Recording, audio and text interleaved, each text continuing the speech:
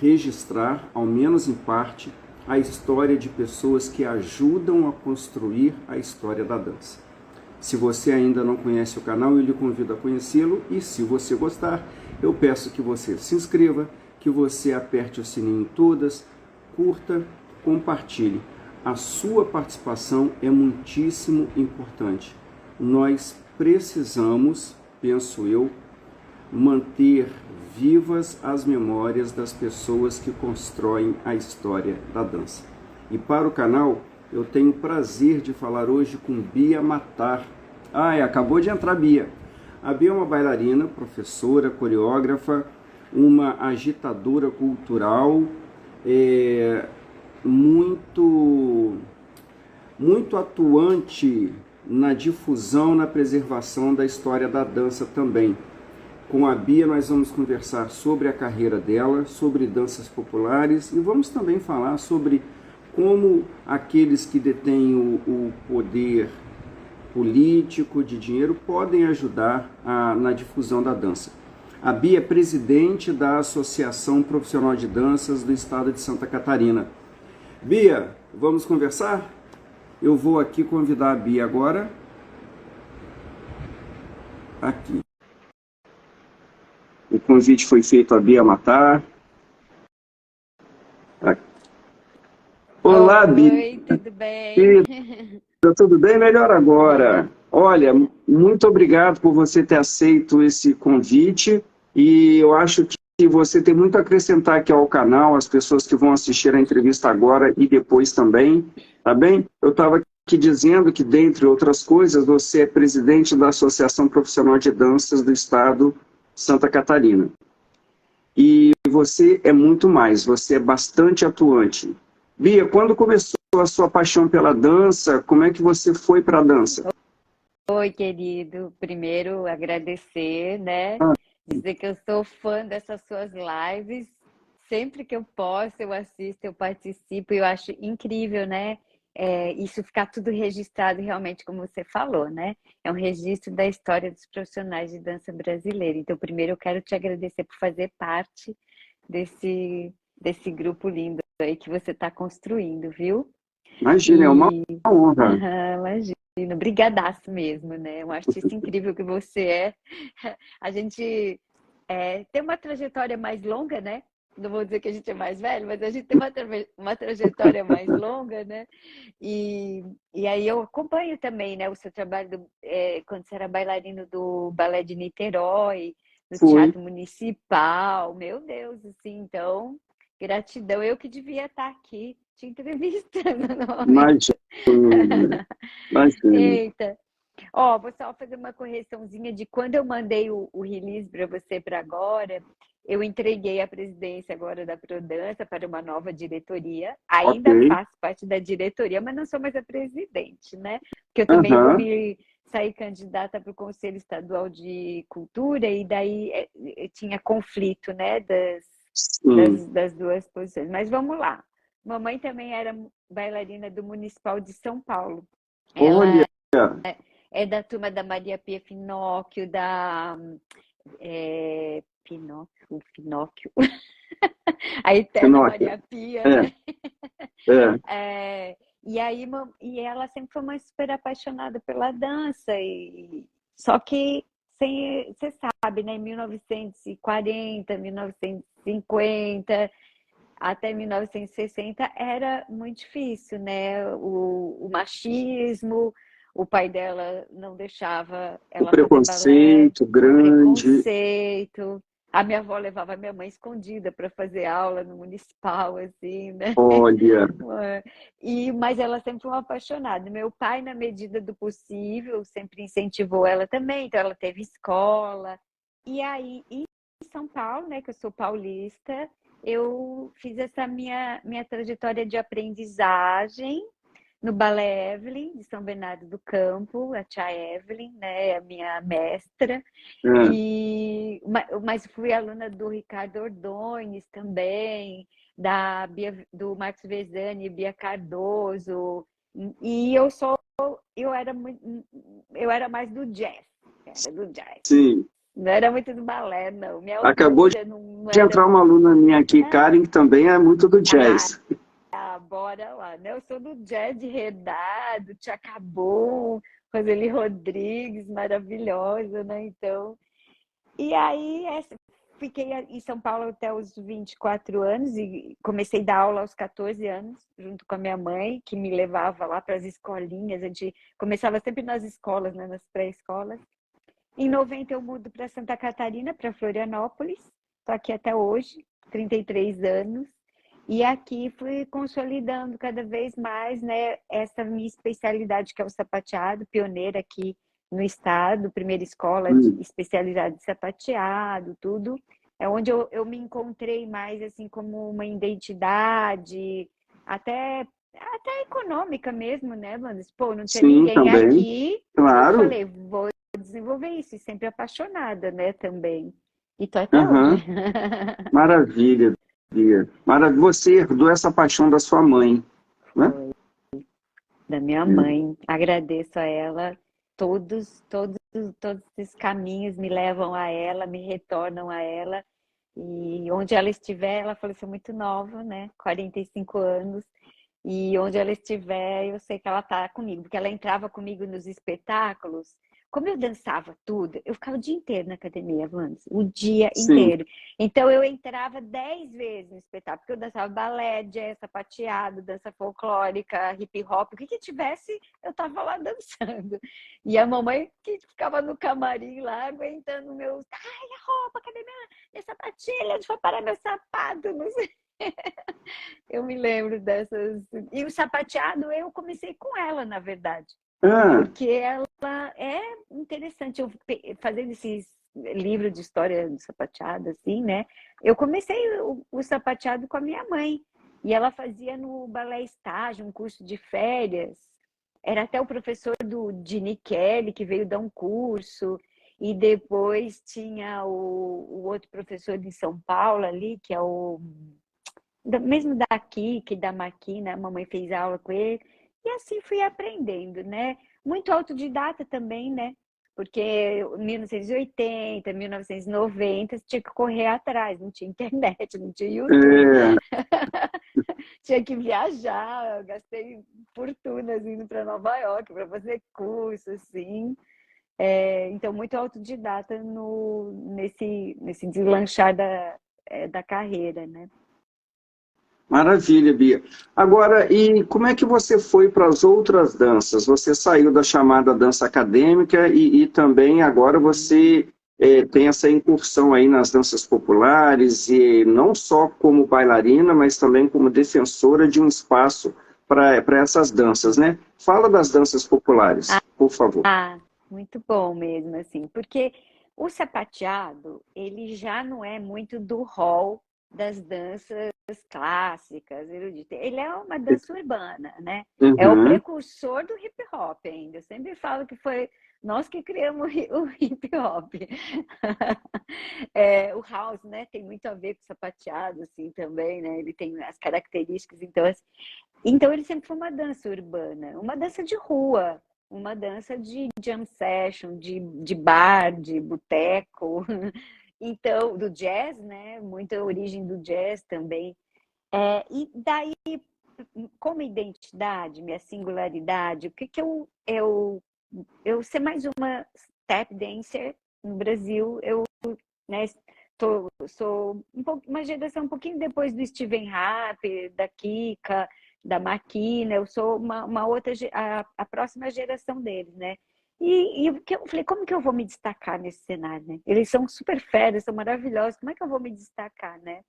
E meu marido é músico, ele é percussionista, baterista, e aí a minha linha seguiu para as danças e ritmos brasileiros. Então, eu já, desde meados de 1990, eu já começo a me aprofundar nessas pesquisas de danças e ritmos brasileiros. E aí vou pesquisando, vou fazendo espetáculos com essa temática, né? Vou participando das rodas de danças populares também. E agora chego no mestrado, estou fazendo um mestrado na Gelviana, na Faculdade Gelviana, E a minha pesquisa vai ser sobre sapateado brasileiro com a minha ilustríssima, amada, querida companheira Valéria Pinheiro, que a gente emana, ela lá no Ceará e eu aqui no Sul, a gente sempre trabalhou junto, a gente sempre foi junto. Então eu falo um pouquinho da obra da Valéria Pinheiro, mas com a ideia de dar uma caracterizada no que é o sapateado brasileiro. Aí busco Ah, os trupés, né, das danças populares, os trupés sapateados, os cocos, os tamancos, as chulas, enfim, o que a gente tem do sapateado brasileiro ali, para me aprofundar pesquisar, né, continuar pesquisando, estudando. é. Essa dança, e você falou dessa sua companheira de estudo, mas eu estava olhando seu currículo aqui, você vai para várias partes do país em busca de estudo, em busca de informação. Eu quero aproveitar então, Bia, já que a gente entrou nesse assunto, eu queria saber de você o que essas várias regiões elas Uhum. têm elementos diferentes, elementos culturais, e tem uma distância geográfica também entre elas, algumas uma distância bastante acentuada. Como é que essas várias regiões encaram a cultura? Onde é que elas te acrescentaram? O que que você viu numa região que você não viu em outra? Uhum. Não, o Brasil é impressionante, né? O território brasileiro é um continente. É. Então, viajar não é uma coisa muito simples, né? Você ir para o sertão de Pernambuco ou passar pelo litoral alagoano dos cocos. Então, Anderson, para te confessar, eu não faço muitas viagens em loco por causa dessa Hum, distância. Outro dia eu sim. quis comprar uma passagem para o Cariri, que é onde a Valéria está, estava R$ 3.000 a passagem. Também tem isso, né? Um investimento financeiro muito grande, né, Bia? Sim, e eu comprei para Portugal por 3.500, que eu vou lá num congresso em novembro, eu vou para a Europa com 3.500, eu vou apresentar meu trabalho em Portugal e eu paguei o mesmo preço de ir para o Cariri. Aham. Então, o que eu estou mais conseguindo fazer, na verdade, é ir nos festivais, nos congressos, e estar com alguns professores das danças populares. Por exemplo, o Marco Aurélio da Cruz Souza, que é da UFPEL, que é um pesquisador, ele está sempre do meu lado, a gente até estuda junto, escreve artigos juntos, assim, também. A própria Valéria, né, é uma fonte. E o meu marido, pela trajetória musical dele, que ele é Uhum. um doutor em música e percussão, a gente vai, eu busco não tanto nas danças, mas na antropologia, na etnografia, na música, os elementos quando eu analisar um coco, uma sambada de coco, que agora eu estou pesquisando, por exemplo, coco de Tebei, de Hum. Pernambuco, eu Ah, vendo o vídeo, eu vendo os documentários, também já me traz, mas com certeza, a hora que eu tiver um pouco mais com condições, eu vou Maranhão, né? em loco. Pernambuco.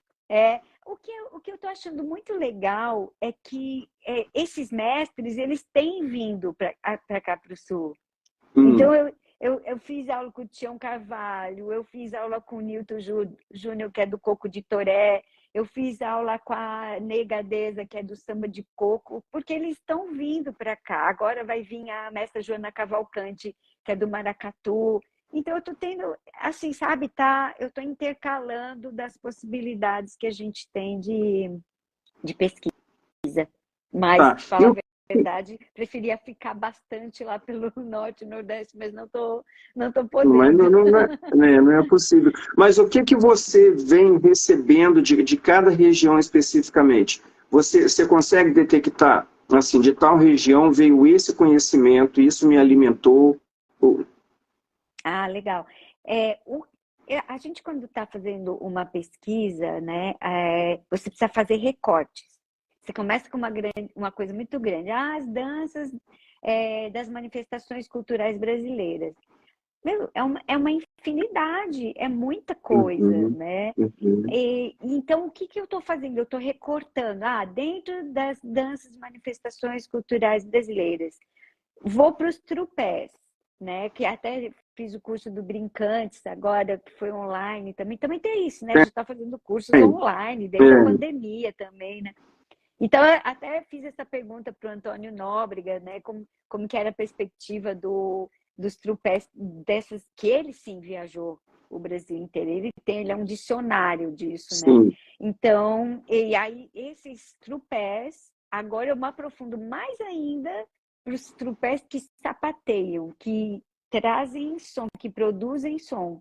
Porque aí eu estou ainda considerando, né, entre o tap dance, os trupés brasileiros, as possibilidades criativas de eu como sapateadora ou no trabalho na obra da Valéria Pinheiro também, de criar, independente de uma metodologia, de uma técnica, sabe? Assim, técnica Vaganova, técnica russa, técnica italiana, sequete, qualquer coisa. A gente também tem um pouco dessas definições no tap dance, né? Sim. Só que eu estou tentando achar um caminho do meio, que não é o tap dance, não são os trupés sapateados, mas uma possibilidade de você bater o pé, de você fazer som, de você produzir som, porque você quer De uma outra comunicar na sua maneira. obra.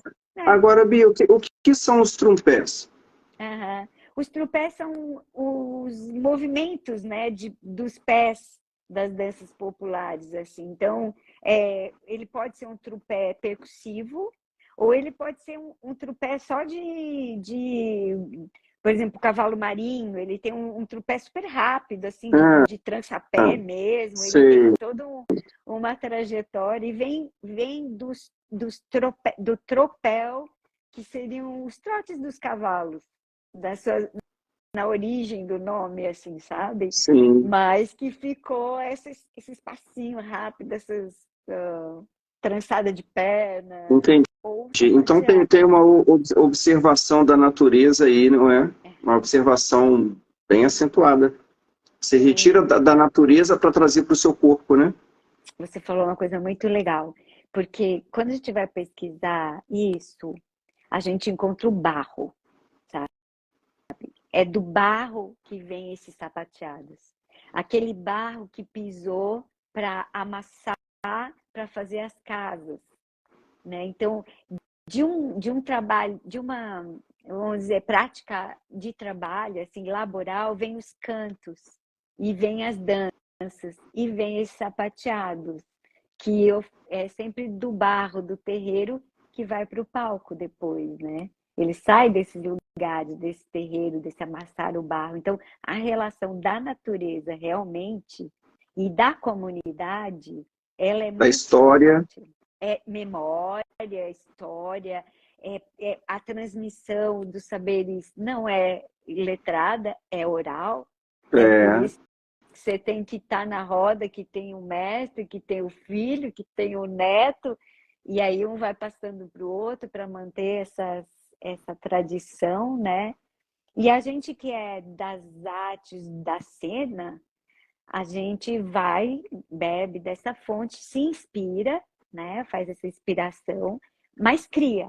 Você não tentando reproduzir, porque eu estou no campo da performance em dança, né? Não muito, eu não sou uma pesquisadora das tradições da cultura popular. Eu vou nela para, por exemplo, o espetáculo da Valéria Pinheiro, que eu analiso no meu projeto, é o Bagaceira, a Dança dos Orixás. O que ela faz com a dança dos orixás, com a cultura do candomblé, como é que ela usa o sapateado, como é que ela põe tambores de 10 metros de altura. Eu estou analisando a cena, eu estou analisando a performance, eu estou analisando o espetáculo do entretenimento com seus todos os fazeres, né? Mas que tem essas bases. Ô Bia, como é que a gente pode fazer para pesquisar se as cidades estão cada vez mais... as pessoas estão cada vez mais urbanas, né? Até nas cidades menores também você não vê um folclore tão acentuado como era na minha época, por exemplo, né? Porque eu via muita coisa. Eu sou de Minas Gerais, de Juiz de Fora, então eu via muita coisa. E hoje você não vê mais, e quando vê é pouco. Essa pesquisa se dá como? Ou acaba sendo uma pesquisa que não se completa, uma pesquisa defasada, você tem que ir para os livros? Como é que é isso, hoje em dia? Eu acho que é um processo cíclico de estar em alta, assim, sabe? Quando sobe, assim, vamos pensar essa roda, né? Hum, Então, vem uma época em que tem o Antônio Nóbrega e todos os seus espetáculos, né? Os lindos espetáculos. Depois a gente dá uma caída, assim, uma virada, que é outra coisa, é a dança de salão, é o foxtrot, é as danças árabes, então acho que é cíclico. Eu acredito que agora a gente está nesse momento de... Isso veio também, né, com a história brasileira, quando se quis, na semana de 22, falar sobre o Brasil, né, fez esse resgate do sertanejo, né, da cultura popular, assim. uhum. Então, eu acho que é um processo cíclico. Eu acredito que a gente esteja nesse processo de ele estar florindo de novo, sabe? O interesse pela cultura popular. E aí foi impressionante o que acontece na pandemia com a gente, né? Porque todas essas manifestações culturais, elas se aglomeram, elas precisam estar juntas, é muita gente suando, é muita gente cantando, é muita gente É um trabalho abraçando, de é conjunto, um né? trabalho totalmente de grupo, de comunidade, né? De De comunidade. bairro, as congadas mineiras, né? Os cortejos também. Então, eu acho que todo um contexto social, político, econômico, religioso também, né? Porque tem preconceito, por exemplo, com as matrizes é, afro-brasileiras. Então, assim, a gente tem que sempre estar preservando, cuidando, para que isso não morra, né? Não deixe o samba morrer, até hoje a gente não quer deixar o samba morrer, ele resiste, né? É, Então, e eu acho que esse último processo que a gente está vivendo de antirracismo, essas coisas, também tem aflorado mais a importância das culturas africanas no Brasil e indígenas. E onde estão essas? Onde é que está esses saberes? Onde está essa filosofia?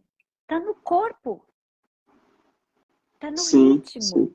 É. está na música, não está na literatura. Nós temos o fundo de pesquisadores, de autores, mas o corpo era o que falava. Eles sapateavam e eles tocavam tambores porque eles não podiam se comunicar. Eles eram proibidos Uhum. de se comunicar, né? Os povos escravizados, os povos originários. Então, é história de resistência, né? E agora eu acho que é uma história de reconhecimento mesmo, sabe? De reconhecer o mestre. Eu fico impressionada que eu vou para as rodas assim, de tambor de crioula, de sambada, dá Hum. meia hora eu estou botando os bofes de fora. E os mestres de 80 anos, eles agacham, levantam, tocam, dança, briga com os moleques, não sei o que, horas, horas, 12 horas de coisa. E eu fico impressionada com essa energia. E é uma energia mesmo, sabe? É a prática, né? Não é academia, não. Né? É bota na roda e aquilo vai te... E até teve uma das minhas pesquisas, que como a Valéria fala das danças dos orixás, eu fui em terreiros para conhecer as danças, porque ela reconta, a roteiro dela, a narrativa dela, desse percurso aí ritual dos orixás. Aí eu falei, eu vou lá num terreiro para entender também, para poder ter olho para analisar a obra assim também, né? E eu cheguei lá achando que eu ia, olha a palavra, né? Pegar o passo de Iemanjá, pegar o passo de Ogum. Aí quando eu chego lá, Anderson, de cara assim, a energia já me fala assim: você não veio aqui para pegar nada de ninguém. Você vem, sente o axé. E é isso. A profundidade disso tudo é que dançar, cantar e batucar nessas matrizes, africanas, indígenas, elas não se separam. A gente que quer ocidental é que quer separar o passo do braço, do figurino, da música, e a dramaturgia nessas obras, elas são inseparáveis, assim como a dos indígenas, né? É como você está falando, porque, na verdade, a gente industrializou a arte, né? Então, você vai montar um espetáculo, tem aquele que é responsável pelo cenário, pelo figurino, viraram compartimentos, né? Esses elementos todos, que, na verdade, e aí eles se juntam em cena, mas nos bastidores é cada um fazendo a sua parte. Então, realmente, essa industrialização da cultura, ela acaba causando uma defasagem no conhecimento de quem pratica a cultura, né? Exato. Porque você não se acaba não estudando. Não deveria se separar. Mas é igual a vida da gente, né? Então eu vou estudar. Então você vai lá para a faculdade, você vai ler o livro. Eu vou trabalhar minha espiritualidade, eu vou na igreja, eu vou no terreiro, eu vou no meu encontro litúrgico.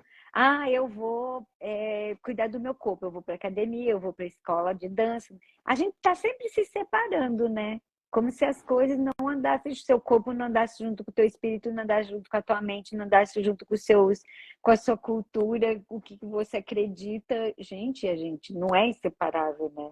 A gente é um todo, é verdade, Bia. E assim, eu concordo com você.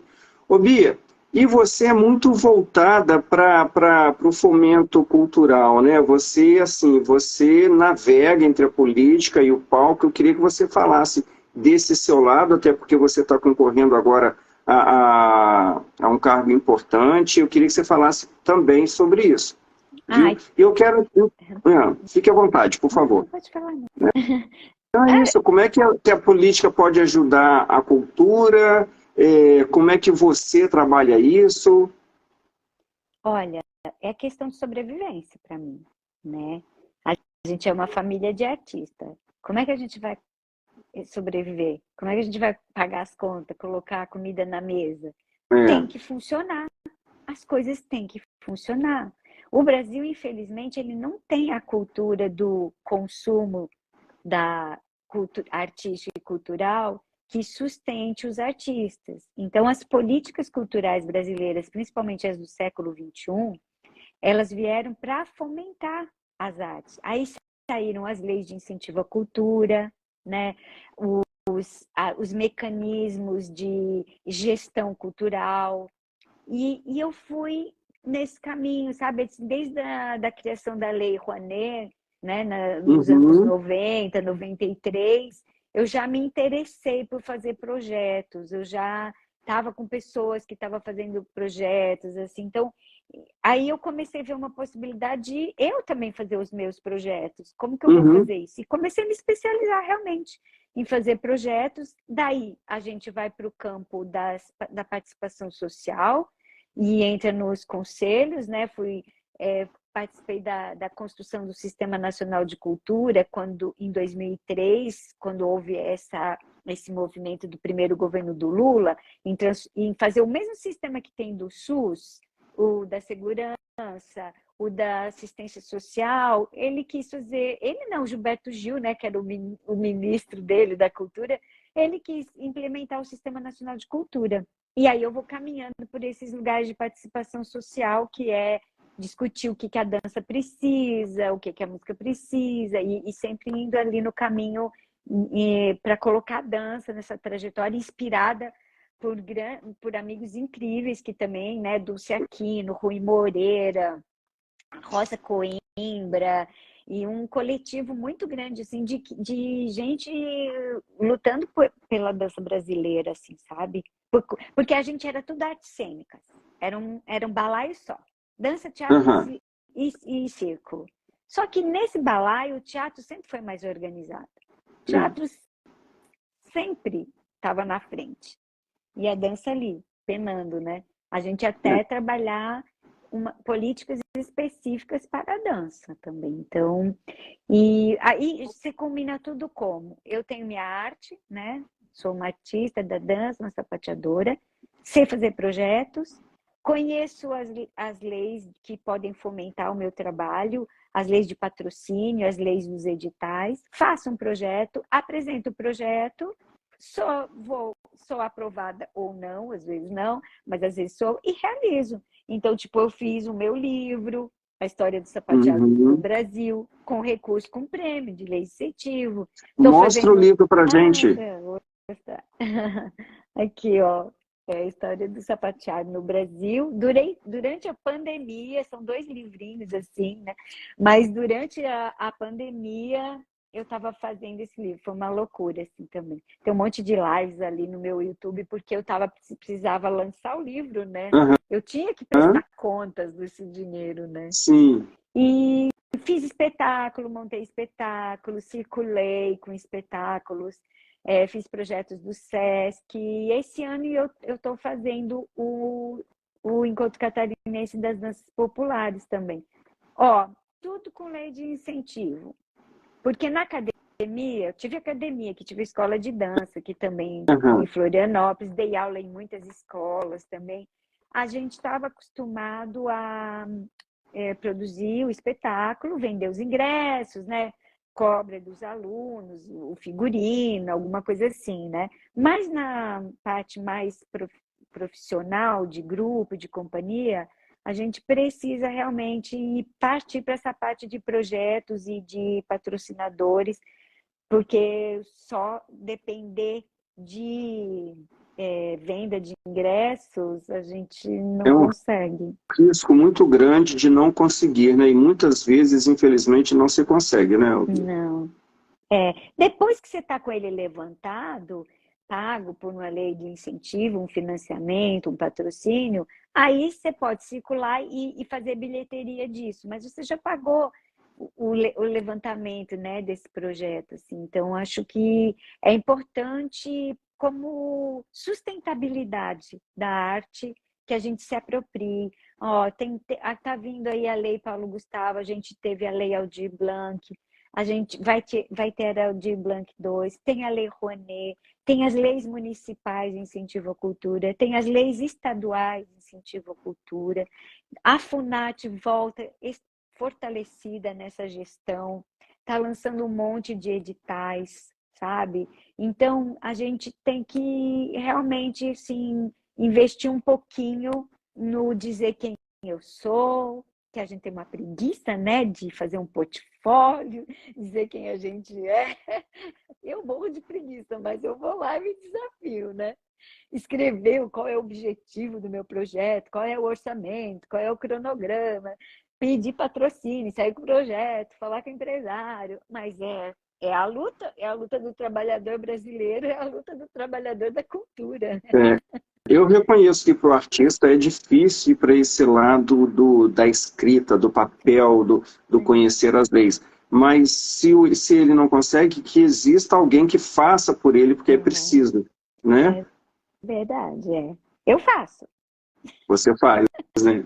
Eu conheço vários artistas que fazem também, e não tem como... Assim, ou você participa desses É. projetos, ou você não produz. Pelo menos não produz no nível que você poderia e que você queria, Exato. né? A qualidade, É. ela acaba... Eu ia fazer o livro de qualquer forma, porque ele nasceu de uma defesa de graduação de um aluno de sapateado, do design. Hum. E ele me pediu, porque eu já dava uma palestra nos festivais de dança, eu já dava essa palestra. Aí ele falou, eu vou fazer meu TCC, você não quer fazer um livro comigo? Então, nossa, super carinhoso, menino, super jovem, assim, também. E eu ia fazer do meu dinheiro mesmo, não ia sair. Ia sair um livro desse, talvez. Com o patrocínio, com o prêmio, eu consegui fazer 2 livros, uma capinha super bonitinha que ele vem dentro do... Vou te mandar, tá? Obrigado. Eu vou te mandar, vou te mandar. Muito obrigado. Vou te mandar com todo prazer. Aí quem quiser também, que assistir a live, quem quiser, pode me procurar, Isso. assim, a gente... Como é que as pessoas te acham? Por favor. Uhum. No meu Instagram, né, o Biatep, Eu tenho um site onde eu vendo meu trabalho, assim, também, que é o EPEC Projetos, EPEC Projetos. Eu não consigo escrever e estar com você aqui na live. Não escreveria ali no chat. Mas as Mas, pessoas vão entender. no Instagram, eu tô Tá? sempre, né? Isso. E aí a gente pode falar, né? Pode começar a se seguir. E eu tenho alguns livros ainda, né? Porque eu distribuí bastante, vendi alguns também, mas eu ainda tenho alguns livros, assim, então eu posso distribuir também. Ô Bia, dessa sua trajetória aí, lidando com artistas e políticos, o que é que poderia melhorar por parte deles que estão no poder, que detêm o dinheiro, e também do nosso lado, do artístico? O que que falta lá em cima e aqui? De maneira geral, falta o reconhecimento da importância da cultura e da arte na vida das pessoas, né? Não bastou a pandemia escancarar que a arte salvou muita gente, né? Todo mundo. Né? Se não fosse o livro, o filme, a live, o audiovisual, a música, o corpo que dança na faxina, sei lá o que fosse aqui, a gente teria ficado louco, né? Então... Mas, sim, teria ficado desequilibrado. Assim, as pessoas já ficaram, né? Emocionalmente muito abaladas, psicologicamente, as sequelas estão aí. Mas eu acho que ainda as pessoas não se deram conta de que elas ficaram presas dentro de casa, mas o que as salvou, porque as pessoas assistiram várias lives de shows, música, muitos filmes, muitas séries, mas eu não sei se as pessoas sabem que isso é arte. Porque eu não vejo ainda a valorização daquilo que as ajudou durante 2 anos. Eu não vejo ainda. Não vejo também. As pessoas não sabem que o que elas vestem é cultura, é arte. As pessoas não sabem que... Não estou falando das nossas bolhas. Aqui, quem está aqui com a gente sabe. Sabe. Né? A gente está falando de uma outra bolha, né? Eles não sabem que o que a gente come é cultura, é arte, né? Eles não sabem que a arquitetura, a moda, o design, tudo é arte e cultura. O jeito que o copo é feito, sabe? Isso tudo é a valorização. E nas linguagens artísticas, teatro, dança, música, cinema, é como tu falou, elas se sentem bem, mas elas não sabem por que elas se sentem bem. Faz bem, mas elas não sabem reconhecer. Eu acho que é uma questão de vocabulário mesmo. É vocabulário para entender a dança. Você só valoriza... A gente passou isso pela valorização do meio ambiente. Lembra que se chamava meio ambiente, hoje é climático, assuntos climáticos. Mas na nossa época era meio ambiente. Você só sabia que o abacaxi estava na sua mesa porque alguém plantou, então a gente era levada para essas hortas para saber que aquilo não nascia no supermercado. As crianças achavam que aquilo nascia no supermercado, né? Então, eu acho que a tal formação de plateia, a tal formação de público, ainda olha, deixa eu te dizer, eu passei isso recentemente, eu falo isso recentemente. Eu escrevo alguns projetos da companhia Cena 11, né, do grupo Cena 11 aqui de Florianópolis. E a gente fez um projeto para o edital do estado de Santa Catarina e a gente fez um projeto de manutenção de companhia, né? E foi reprovado. Sério? Dizendo que aquilo se caracterizava dentro de um artigo da lei que era de acervo pessoal, de benefício próprio. Como é que você fala diante de um parecer desse, né? Primeiro a gente que eles têm que mudar a lei, é óbvio. Não, é o entendimento, a lei não diz isso. Quer dizer, eu tô aqui, ó, tem uma obra do Juarez Machado ali, né? Que é um grande Aham. artista aqui, daqui Eu estava também. vendo aqui, O bonito. J. Aham. Borges, maravilhoso. Quer dizer, o artista, ele não pode ser remunerado para ele pintar, para comprar o pincel, a tinta. Quer dizer, a nossa obra nasce do corpo. Se eu não tiver recurso para eu ter uma disponibilidade de 8, 10 horas de trabalho, que a gente fica à disposição de uma criação, de um grupo. Sim, sim. Se eu não puder pagar um professor, se eu não puder me pagar meu deslocamento, minha alimentação, então como que eu vou produzir? Eles querem que a gente circule, que a gente monte espetáculo e sem preparação corporal, né? Então, é uma das coisas que você fala, puxa vida, a gente está em 2023 e tem que ficar explicando uma coisa dessa ainda, que a gente precisa, que fala assim, ó, qual é teu preço hora? A gente não é preço hora na vida. Qual é tua história? Quantas horas tua história tem? Teu acúmulo de conhecimento tem? A gente não pode ser medido por isso, né? A gente tem que estar entregando alguma coisa para a sociedade. Eu acho que isso é um compromisso que a gente tem.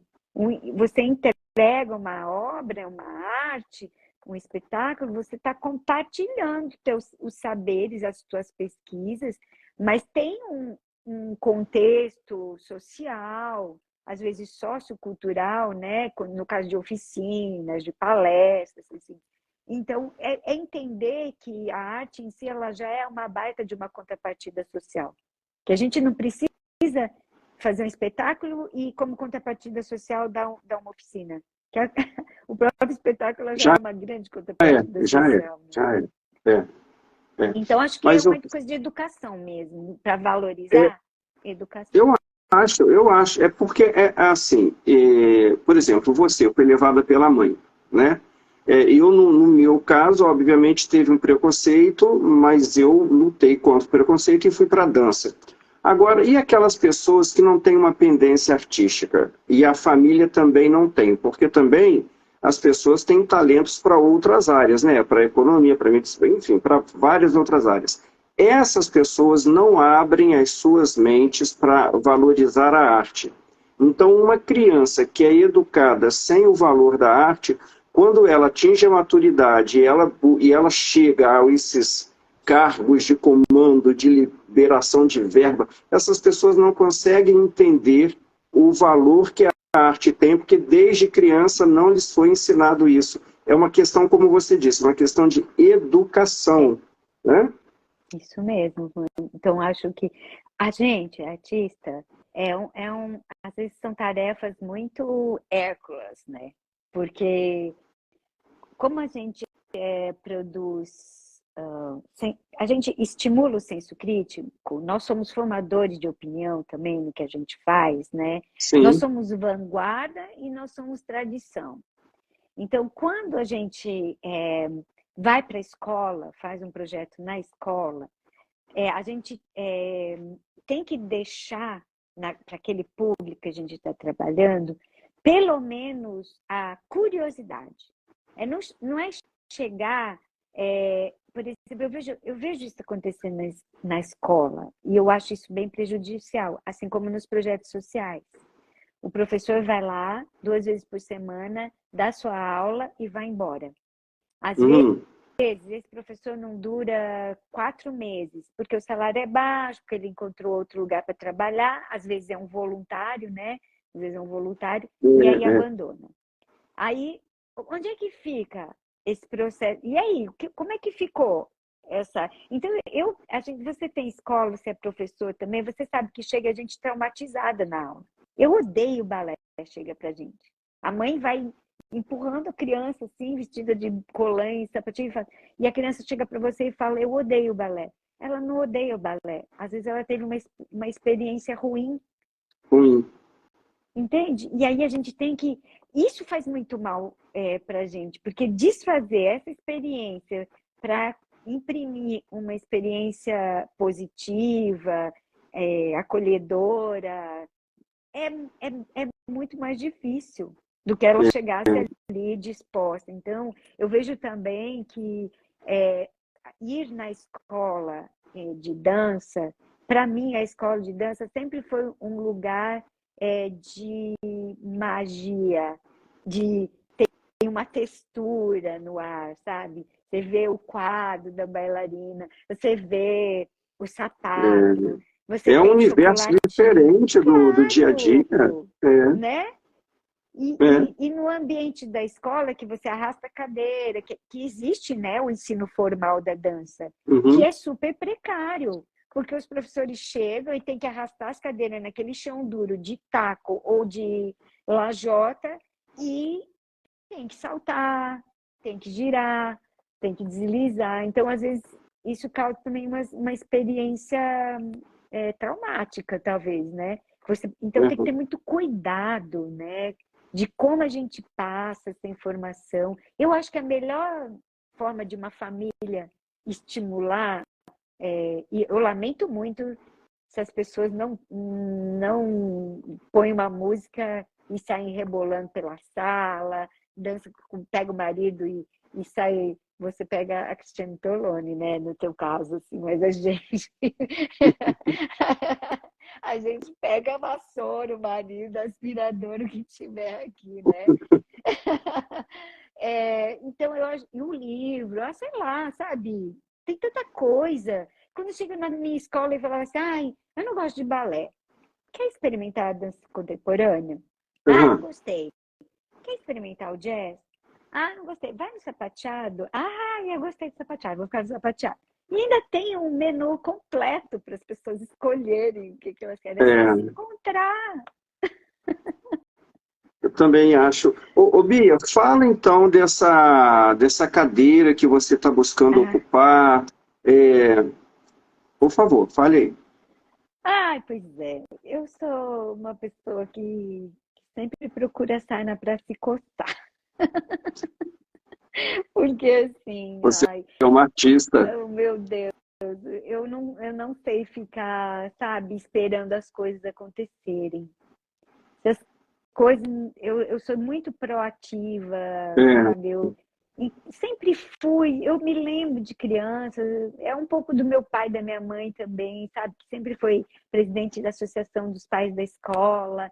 A minha mãe fazia os espetáculos das escolas que eu fazia, assim. Então, quando eu vejo, eu tô querendo, tô me metendo nas coisas mesmo, quando tô você vê, querendo você já está colaborar. dentro. Eu É já tô isso. dentro. Então, mas aí E fala dessa cadeira. O que que essa cadeira pode gerar de bom para a dança e aham, como é que se dá essa eleição? é, está no campo das políticas públicas, né? Então tem os conselhos municipais, estaduais e o Conselho Federal. Eu já fui de todos os conselhos também, já passei por Uhum, todos eles, além de presidente de associação, dona de escola, gestora de pública, já fui presidente de fundação cultural, já fui gestora de teatro. A gente passa por esses lugares em que instrumentalizam os fazeres culturais, os fazeres artísticos. Então, o que eu estou indo agora pela segunda vez é conselheiro estadual de cultura da cadeira de dança do estado de Santa Catarina. O que eu uhum, tenho que fazer? Somos um conselho paritário, metade da sociedade civil, metade governamental, indicado pelo governador, que discute as políticas públicas para a dança, para as artes catarinenses. No meu caso, eu represento a cadeira de dança do estado. uhum. Então, é ir lá e dizer, é o vocabulário que a gente leva da área, né? Então, quando eu vou lá explicar que não é possível dançar num palco irregular, numa festa da uva, porque não tem, vai machucar o pé, vai sair farpa, vai cair, vai tropeçar, e que a gente precisa de um palco regular, de um linóleo, porque o linóleo, né, dá segurança dos pés também, ele regulariza o piso. Isso, quem que vai falar se não é a gente que é da área? Eu não vou esperar que a pessoa de literatura Não, não vai. entenda que uma fita rosco custa 500 reais. e dura 3 meses, assim. Então, quando chega um projeto, a gente, né, lida com os projetos também, com a elaboração dos editais, como lidar com o recurso. Quando vai uma pessoa pedindo 5 mil reais para comprar fita rosco, porque vai sair por uma turnê de 6 meses, aí a pessoa fala, mas o que é isso? Aí eu tenho que ir lá e dizer, bom, deixa eu explicar o que é uma fita rosco, o que é um linóleo, quanto é o cachê de um bailarino. Então, a gente chega com o vocabulário nesse lugar para defender, e para fomentar e para resguardar a dança dos seus fazeres, dos seus saberes e da sua forma de gerar emprego e renda também, né? Que a economia criativa é assim, a gente Economia. precisa. E no caso da cadeira de dança, é votação direta, uma escolha do governo, como é? Boa. Nesse caso que eu estou agora, eu já fui de votação indireta, ou seja, os nossos pares votam, né? A gente se lança, os nossos pares votam. Eu já fui, sabe que eu não me lembro o ano, mas foi por volta de 2005, 2004, eu já fui. Depois, eu fui de novo, mas aí foi indicação do governo. O governador, na época era o Luiz Henrique da Silveira, ele me nomeou para ir da parte governamental. Achei tudo bem, fui também. E agora é uma outra metodologia que aqui é feita por regionais. Então, eu me lanço pela minha região, que eu sou do Vale do Itajaí. Agora eu vou passar por essa eleição das cidades do Vale e tem uma outra candidata que é do Oeste, que está se candidatando também. Então, nós estamos em campanha nas nossas regiões. Depois, nós vamos para a etapa estadual. Aí a gente vai ser votado também. A votação é online, esses eleitores já se pré-cadastraram no site da Fundação Catarinense de Cultura e vão votar. Dia 12 é regional, no final de outubro é a estadual, meados de outubro meados de agosto, final de agosto é estadual e setembro é a posse. Então, em 29 de setembro é a posse dos conselheiros. Eu posso dizer para você que eu já estou eleita de alguma forma, porque a cadeira é de titular e suplente. Se eu for a mais votada, eu sou a titular da cadeira. E se eu for a segunda, em segundo lugar, eu vou ser a suplente. Isso também, Wanderson, não é um bom diagnóstico. Isso quer dizer que não tem muitas pessoas interessadas em fazer esse papel. Entendeu? Porque você abre mão de muita coisa. Por exemplo, eu não posso apresentar projeto enquanto eu for conselheira de cultura. Então, as pessoas não querem também abrir mão disso. É só roubada, é só briga, é só pepino, é só luta, mas alguém tem que fazer. Alguém tem que fazer. Assim, quando você disse, né, que você estava sempre se envolvendo, eu pensei nesse termo que você usou. Você é proativa. Tem que aparecer alguém proativo que vai, assuma as responsabilidades, que tente, pode até errar, mas está errando porque está tentando. É muito importante que alguém faça, que alguém construa. Porque ficar só observando, né, Bia, é muito fácil também, só observar, só esperar. Ou só criticar também, né? Que é muito comum, né? Cobrar demais também da pessoa, não saber que... Bom, eu tenho a experiência, isso é bom para mim, né? Eu tenho uma experiência de coletivo, de fazer em grupo, de articulação. Eu acho que eu posso levar isso de uma forma mais democrática, porque é assim que a gente deve ser, né? Como representante. A gente tem que estar trabalhando com a representação de todo mundo, com o plural, exatamente. Então, eu acho que dessa forma eu vou conseguir conversar com os artistas de todo o estado, assim, também. Aqui tem algumas polaridades que a gente tem que ficar superando também, assim, sabe? Então, acho que é isso. Tá lá para fazer pelo coletivo. Você não está lá para fazer por si, eu não estou lá para... Tem um jeton que a gente chama, que é uma ajuda simbólica, né, para estar lá, mas você não recebe nada, é praticamente um trabalho voluntário que a gente faz. Uhum. Então, eu estou lá, voltar lá para o interesse pessoal, que nem estou precisando disso nessa altura da minha vida, sabe? Eu estou lá para defender o coletivo da dança, para colocar o coletivo da dança em todos os caminhos que passam por geração, emprego, renda, reconhecimento. Eu tenho a medalha de mérito do Estado de Santa Catarina pela minha colaboração com a dança em 2017. Eu recebi essa medalha também, que é o conselho que nomeia. Então, quando estiver lá, também vamos levantar nomes para receber a medalha de pessoas que colaboraram com a dança catarinense, né? E estou muito metida nos meios nacionais também.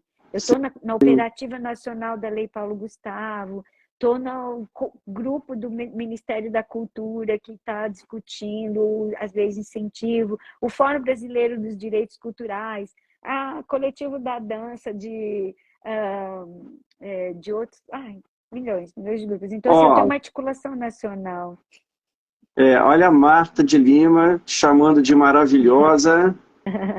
Ô, Bia, infelizmente, querido, o nosso tempo acabou, é o Instagram que determina o tempo que ficamos. Eu quero, então, agradecer de novo a sua participação.